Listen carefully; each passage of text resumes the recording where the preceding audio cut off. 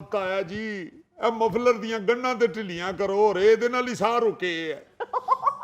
ठीक है यार मैं बस दिल घबरान डे ते नाल है सज्जी लत विच दर्द होन डई है बाकी ते ठीक ही हमें। ਹਾਏ ਸ਼ੁਕਰ ਹੈ ਇਹਨਾਂ ਦੇ ਮੂੰਹ ਚੋਂ ਮੈਂ ਠੀਕ ਦੀ ਆਵਾਜ਼ ਸੁਣੀ ਹੈ। ਜੇ ਇਹਨਾਂ ਨੂੰ ਕੁਝ ਹੋ ਜਾਂਦਾ ਤਾਂ ਇਹਨਾਂ ਤੋਂ ਪਹਿਲੇ ਮੈਂ ਹੀ ਲੱਗੇ ਜਾਣਾ ਸੀ। ਓਏ ਤੁਹਾਨੂੰ ਸਾਰਿਆਂ ਨੂੰ ਕੱਖ ਨਹੀਂ ਹੋਣਾ ਓਏ। ਉਹ ਜ਼ਹਿਰ ਮੇਰੀ ਲੱਤ ਨੂੰ ਚੜਨ ਦਿਆ डॉक्टर साहब। ओ बड़ा जालिम कुत्ता सी। कितना का जालिम था? उसके हाथ में क्या पिस्तौल था? डॉक्टर साहब इतना इतना लंबा दांत था उसका, उसने मुझे काटा है। तो कुत्ता काटता ही है और कोई मैसेज लेके आता हो? ਉਹ ਡਾਕਟਰ ਜੀ ਉਹਦੇ ਜਰਾਸੀਮ ਉੱਤੇ ਨੂੰ ਚੜਨ ਲੱਗ ਪਏ ਨੇ, ਮੇਰਾ ਦਿਲ ਕਰਦਾ ਪਿਆ ਮੈਂ ਛਿਛੜੇ ਖਾਵਾਂ। देखो ये हमारी जिम्मेदारी है कि कुत्ते का ध्यान किसी और जानवर लगाए रखें। तुमने अपनी जिम्मेदारी पूरी नहीं की, कुत्ता फारग था वो काट गया। ਉਹਨੇ ਦਾ ਕੀ ਕਰਨਾ ਜੇ। फिलहाल इसका इलाज मेरे पास यही है, बाहर जाओ ग्राउंड में और वहां से मिट्टी लेकर और अपने जख्म पे मल लो। ਮਿੱਟੀ ਮਾਰ ਲਵਾਂ? ਉਹ ਜਨਾਬ ਮੈਨੂੰ ਕੁੱਤੇ ਨੇ ਵੱਢੇ ਆ, ਕੋਈ ਕੰਨ ਭੇੜੇ नहीं निकले, कोई टीका लाओ जनाब। भाई हमारे स्टॉक में वैक्सीन खत्म हुई है। ये सड़क क्रॉस करो, सामने मेडिकल स्टोर है, वहां से वैक्सीन लेकर आओ और हम टीका लगा देंगे। चलो शाबाश जाओ। बहुत अच्छे, मैं बाहर जावा कुत्ता दूजी लत भी फाड़ लवे। और भाई हम यहाँ इलाज करते हैं, कोई कुत्तों का ध्यान नहीं रखते। जाओ इंजेक्शन लेकर आओ। ਹਾਏ इंजेक्शन लेने जा रहे हो? वापसी पे मेरे लिए गन्ने का रस लेते आना और घबराना नहीं, वो शॉपर में डालेगा बीच में स्ट्रा लगा के। ਡਾਕਟਰ ਸਾਹਿਬ ਜੇ ਮੰਗਾ ਹੀ ਰਹੇ ਹੋ ਤੇ ਫਿਰ 5 ਗਲਾਸ ਮੰਗਾ ਲਓ, ਅਸੀਂ ਵੀ ਸਵੇਰ ਦੇ ਆਏ ਆ। अस्पताल में आए हो कि नानी के घर आए हो? और सुनो इंजेक्शन 2 लेकर आना, क्यों जी? कहीं वापसी पे कुत्ता फेरना ना काट ले। डॉक्टर साहब ये कितना बड़ा जुल्म है कि अक्सर सरकारी अस्पतालों में कुत्ते के कांटे का वैक्सीन ही नहीं है, इंजेक्शन ही मौजूद नहीं है, और हम आए रोज अखबारात में पढ़ते हैं कि फलां जगह पर आवारा कुत्ते ने किसी को काट लिया। अली मुमताज साहब, शहर में कुत्ते बड़े बहुत गए हैं, मैं तो खुद उनका शिकार होते होते बचता हूं, मैं फिर रास्ते बदल के आता हूं। डॉक्टर साहब आप क्यों खजल होते रहते हैं? आप देसी तरीका इस्तेमाल किया करें, आप अपनी टांगों की पिन्नियों के ऊपर नींबू मार लिया करें। आपे कुत्ता काटेगा तो उसके दांत खट्टे होंगे। ओ भाई मुझे नहीं कुत्ते काटते, उनकी आदत होती है कि वो साइकिल के पीछे भागते हैं और इतना भागते हैं कि मेरे अपनी साइकिल के कुत्ते फेल हो गए। बस फिर मेरा ख्याल है आपकी साइकिल के कुत्तों के साथ गली के कुत्तों की लगती है। ਤੇ ਡਾਕਟਰ ਸਾਹਿਬ ਉਹਨਾਂ ਕੋਲੋਂ ਬਚਦੇ ਕਿਵੇਂ ਹੋ? ਕੀ ਮੁਜ਼ਾਕਰਾਤ ਕਰਦੇ ਹੋ ਉਹਨਾਂ ਦੇ ਨਾਲ? ਕੋਈ ਤਰੀਕਾ ਸਾਨੂੰ ਵੀ ਦੱਸ ਦਿਓ। ओ भाई कुछ भी नहीं, मैं तो सिर्फ हाथ से पिस्तौल का साइन बनाता हूं और हवा में करता हूं, फ्यू फ्यू फ्यू। कुत्ते समझते हैं फायरिंग होगी, वो डर के भाग जाते। ਡਾਕਟਰ ਸਾਹਿਬ ਇਹ ਆਪਣਾ ਕੁੱਤਖਾਨਾ ਬੰਦ ਕਰੋ ਤੇ ਆ ਕੇ ਤਾਇਆ ਜੀ ਨੂੰ ਵੇਖੋ। वो ताया जी नु की देखा, ताया आगे ड्रामा लगा है। डॉक्टर साहब इस मरीज की रिपोर्टें आ गई हैं। हेलो आ गई रिपोर्टां चाचा जी दियां, बंदे अंगूठे ਇਹਨਾਂ ਦੇ। ਉਹ ਜਿਹਦੇ ਉਹ ਮਨੂਸਾ ਤੈਨੂੰ ਕਾਦੀ ਕਾਲੀ ਹੈ, ਤੈਨੂੰ ਕਾਦੀ ਕਾਲੀ ਹੈ?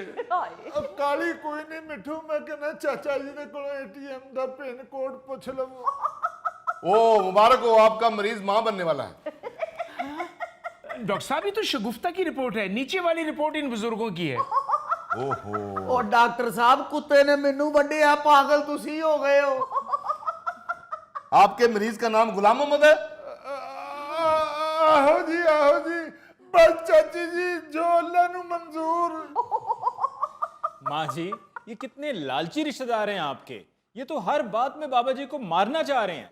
क्या बताऊं बेटा, हमारा अपना बेटा हमें छोड़कर अमेरिका चला गया। हौसला चाची जी हौसला। पढ़ने के लिए गया था, वापस नहीं आया और हमें इन जालिम भतीजों के हवाले कर गया।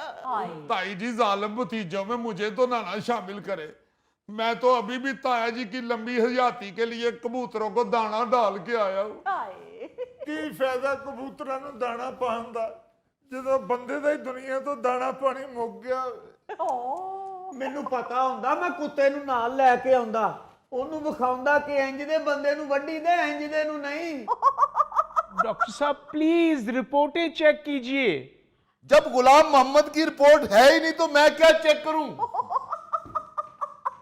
ਬਾਜੀ ਪੁੱਛਣਾ ਤੁਹਾਡੀ ਕਾਹਲੇ ਨੇ ਮਾਰਤਾ ਐਵੇਂ ਤੁਹਾਡੀਆਂ ਰਿਪੋਰਟਾਂ ਤੁਸੀਂ ਦੂਸਰੇ ਡਾਕਟਰ ਦੀ ਰਿਪੋਰਟਾਂ ਚੁੱਕ ਲਿਆ ਜੇ। सॉरी डॉक्टर साहब, ये लीजिए, थैंक यू। ਜੀ ਉਹ ਹਸਪਤਾਲ ਦੇ ਗੇਟ ਤੇ ਵੇਖੀ ਕੁੱਤਾ ਤੇ ਨਹੀਂ ਬੈਠਾ। ਉਹ ਡਾਕਟਰ ਜੀ ਕੋਈ ਟੀਕਾ ਲਾ ਦਿਓ, ਜ਼ਹਿਰ ਚੜਦਾ ਪਿਆ। ਹੁਣ ਤੇ ਮੇਰਾ ਦਿਲ ਕਰਦਾ ਕੋਈ ਗੇਂਦ ਸੁੱਟੇ ਮੈਂ ਚੁੱਕ ਕੇ ਲਿਆਵਾਂ। ये है गुलाम मोहम्मद की रिपोर्ट। मैं भी उतनी देर से सोच रहा हूं कि साइंस इतनी तरक्की कर गई, गुलाम मोहम्मद मां बनने वाला है। ਡਾਕਟਰ ਸਾਹਿਬ ਰਿਪੋਰਟਾਂ ਠੀਕ ਨੇ ਨਾ? ਹੌਸਲਾ ਰੱਖੋ ਚਾਚੀ ਜੀ, ਜਾਣਾ ਤਾਂ ਫਿਰ ਇੱਕ ਦਿਨ ਸਾਰਿਆਂ ਨੇ ਹੀ ਹੈ। ਲੋ ਜਵਾਨਾ, ਟੀਕਾ ਮੈਂ ਫਿਰ ਆ ਕੇ ਲਵਾਨਾ। ਪਹਿਲੇ ਮੈਂ ਉਹ ਕੁੱਤਾ ਫੜ ਲਿਆਵਾਂ। बैठ जाओ। तुम्हें पता है तुम कितने खतरनाक मरीज हो? तुम्हें कुत्ते ने काटा हुआ है। करता हूं मैं तुम्हारा कोई बंदोबस्त। डॉक्टर साहब क्या बंदोबस्त करना है आपने? आपको पता ही है कि आपके पास सरकारी अस्पतालों में वैक्सीन नहीं है, और दूसरी तरफ हालात ये हैं कि अगर मैं कराची शहर की बात करूं तो कराची शहर में कुत्ते के काटे के वाकयात में इजाफा होता चला जा रहा है। सिविल अस्पताल में जून और जुलाई के महीने में 2029 केस रिपोर्ट हुए। जिना अस्पताल में 1392 केस रिपोर्ट हुए। और अगर हम अब तक इस पूरे साल की बात करें तो कराची के 3 अस्पतालों में अब तक 10,000 से जायद केस रिपोर्ट हो चुके हैं। ਸਿੱਧੀ ਗੱਲ ਕਰੋ ਨਾ ਜੀ, ਫਿਰ ਕਰਾਚੀ 'ਚ ਕੁੱਤੇ ਕੇ ਕਾਟੇ ਦਾ ਤੇ ਕੁੱਤਖਾਨਾ ਹੀ ਪਏ ਹੈ। अरे भाई, ये सिर्फ कराची का ही नहीं, ये हर शहर का मसला है। और ये हमारे लिए बहुत बड़ा अलमिया है कि हमारे पास अस्पतालों में वो फैसिलिटीज ही नहीं है, कुत्ते के काटे की वैक्सीन ही नहीं है। और हम यहाँ पर बैठे रो रहे हैं कि जी तादाद में इजाफा होता चला जा रहा है, और वहां पर हुकूमत है कि वो तवज्जो ही नहीं दे रही है। लो जी, मुबारक हो, गुलाम मोहम्मद साहब की तो सारी रिपोर्टें ठीक आई। ਅੱਲਾ ਤੇਰਾ ਸ਼ੁਕਰ ਹੈ। ਦਿਖਾਣਾ। ये सारी ठीक है रिपोर्टें?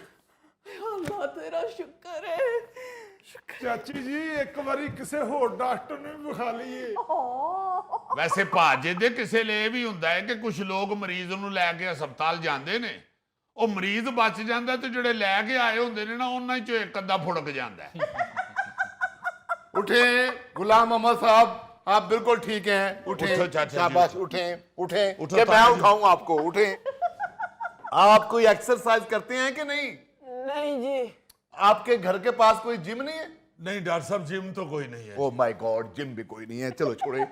आप ऐसा करें, एक खरीदें सील कुकड़। अच्छा जी। और सुबह सुबह गुलाम मोहम्मद साहब की और सील कुकड़ की लड़ाई करवाएं जी। एक्सरसाइज के लिए। और आपने पास खड़े रहना है, कहीं ऐसा ना हो कि कुकड़ गुलाम मोहम्मद साहब को चोंच में लेके भाग जाए। नाज़रीन, इसके साथ ही हम लेते हैं